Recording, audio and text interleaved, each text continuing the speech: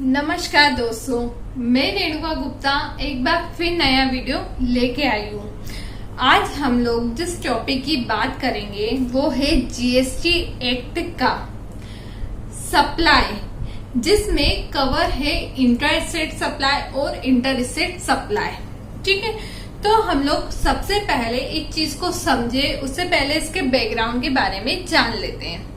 होता क्या है, जब हम जीएसटी के अंतर्गत टाइप ऑफ सप्लाई की बात करते हैं तो जीएसटी ने बहुत सारी टाइप ऑफ सप्लाई बताया गया है, जिसको यदि हम कैटेगरी वाइज बांटे तो वो 3 कैटेगरी में बटेगा।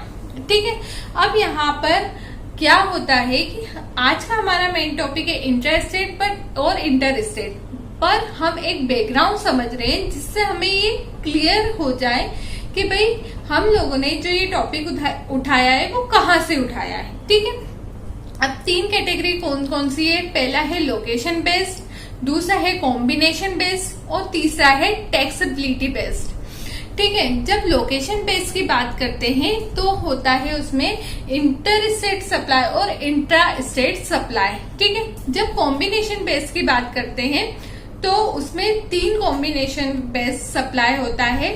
फर्स्ट होता है मिक्स सप्लाई, दूसरा होता है कंटिन्यू सप्लाई, तीसरा होता है कंपोजिट सप्लाई।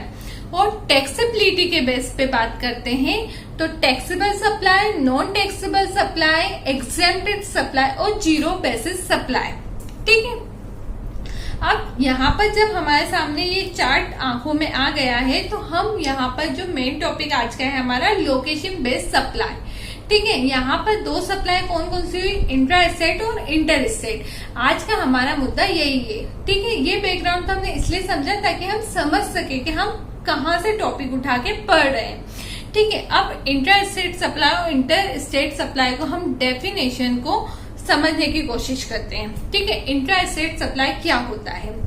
जब जीएसटी एक्ट के प्रोविजन के अनुसार माल का सप्लाई जिस जगह से हो रहा है, जिस स्टेट से हो रहा है और जिस स्टेट में हो रहा है वो सेम स्टेट है, मतलब जहां से माल को भेजा जा रहा है और माल जहां पर जा रहा है वो सेम स्टेट में है, तो वो इंटर स्टेट सप्लाई होगा।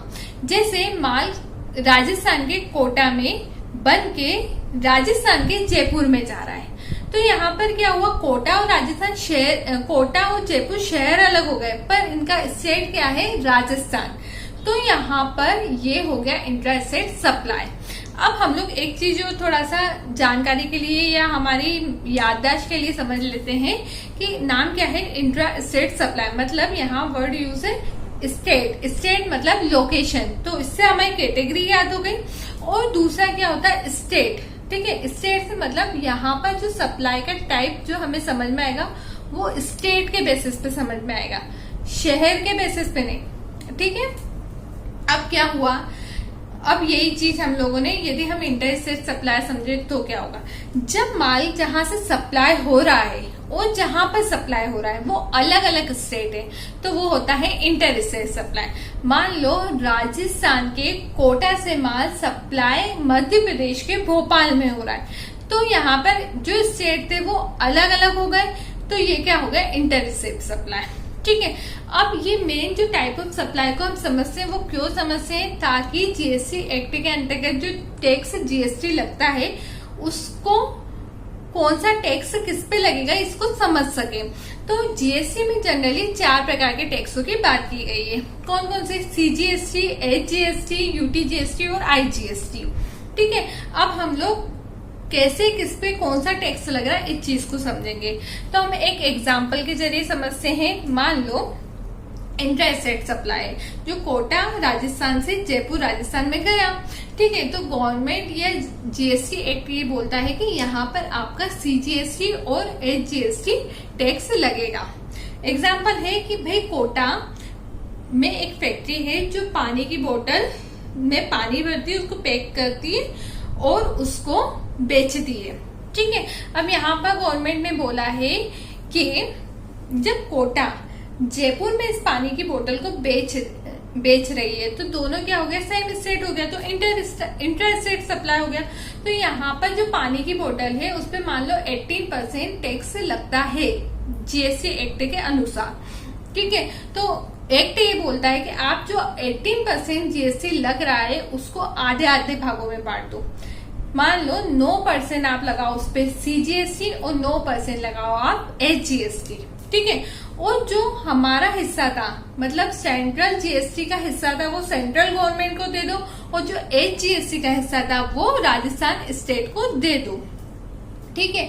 अब यहाँ पर बात क्या हुई, जैसे कभी नोटिस करना, जब हम बिल कोई सामान खरीदते हो, बिल देखते हैं, तो जब यदि इंटरेस्ट रेट सप्लाई हुई होगी ना, तो उस बिल में सीजीएसटी और जीएसटी अलग अलग 9% दे रखी होगी। जैसे माल की टोटल वैल्यू, उसके बाद सीजीएसटी 9%, एचजीएसटी 9% और आफ्टर टैक्स माल की वैल्यू आ जाएगी, ठीक है।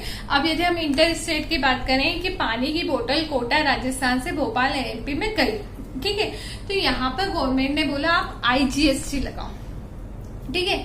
आईजीएसटी होता है इंटीग्रेटेड जीएसटी टैक्स, ठीक है। ये भी सीजीएसटी और एचजीएसटी का कॉम्बिनेशन ही है, पर यहाँ पर क्या हो रहा, स्टेट चेंज हो गए, तो दिक्कत आ गई कि भाई कौन सा स्टेट का नाम लिखे हम लोग। तो इन लोगों ने कहा कि आप आईजीएसटी लगाओ। आप आईजीएसटी लगाने के बाद उसको 2 हिस्सों में बांट लो। एक हिस्सा तो हम सीजीएसटी का आप हमारे सेंट्रल गवर्नमेंट को भेज दो, और एक हिस्सा राज्य के लिए रख लो, ठीक है। अब क्या हुई बात है कि ये टैक्स अब कौन सा राज्य रखे, एमपी रखे कि राजस्थान रखे। तो सीजीएसटी एक्ट बोलता है कि माल का सप्लाई जिस स्टेट में हुआ है, मतलब डेस्टिनेशन ऑफ सप्लाई जो है, उस स्टेट को वो टैक्स रखने को मिलेगा, ठीक है। इसके पीछे पर्पस क्या था, होता क्या था कि भाई जब इंटर स्टेट सप्लाई हुई तो गवर्नमेंट ने कहा कि एक ही स्टेट है, मतलब एक ही स्टेट का डेवलपमेंट होना है, तो भाई आधा हिस्सा तो आप हमें सेंट्रल गवर्नमेंट को दे दो, आधा आप आपके राजस्थान में रख लो, आप आपके राजस्थान का डेवलपमेंट करो। अब क्या हुआ, ठीक है, इंटर स्टेट तक तो सब कुछ आसान चल रहा था, बट बात आई जब इंटर स्टेट आ गया, तो इंटर स्टेट में क्या दिक्कत है, इसमें भी बोल रहे हैं कि आईजीएसटी का जो सीजीएसटी वाला पार्ट है वो तो हमें भेज दो सेंट्रल गवर्नमेंट को, पर जो बचा हुआ एचजीएसटी का पार्ट है वो कौन सी स्टेट रखे।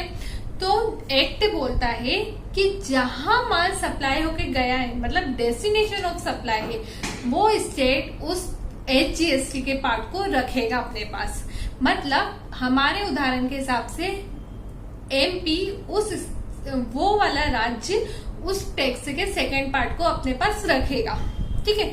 अब इसके पीछे भी थोड़ा सा लॉजिक समझ लेते हैं। होता क्या है कि जब जीएसटी आया ना, तो उसको इस पर्पस से लाया गया कि 1 नेशन 1 टैक्स, ठीक है।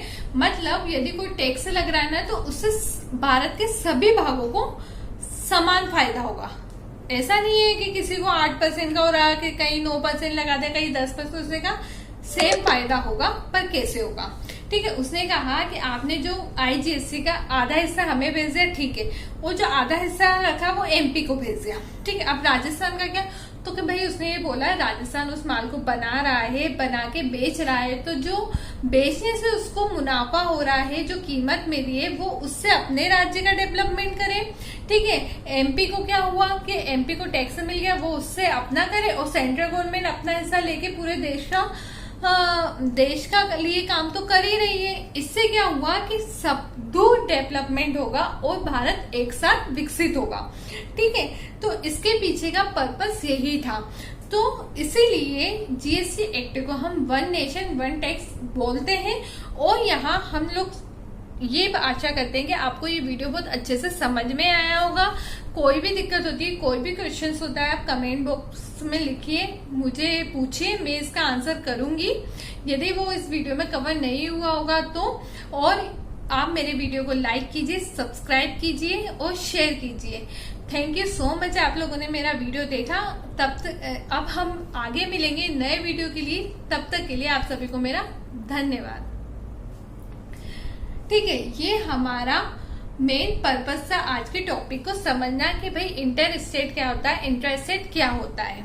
आपको ये टॉपिक समझ में आया होगा। फिर भी यदि कोई क्वेश्चन होता है तो आप कमेंट बॉक्स में डाल दीजिए, ठीक है। अब हम आगे नए वीडियो के साथ फिर आप सभी को मिलेंगे। तब तक के लिए आप सभी को मेरा नमस्कार। प्लीज इस वीडियो को लाइक कीजिए, शेयर कीजिए और इस चैनल को सब्सक्राइब कीजिए। Thank you.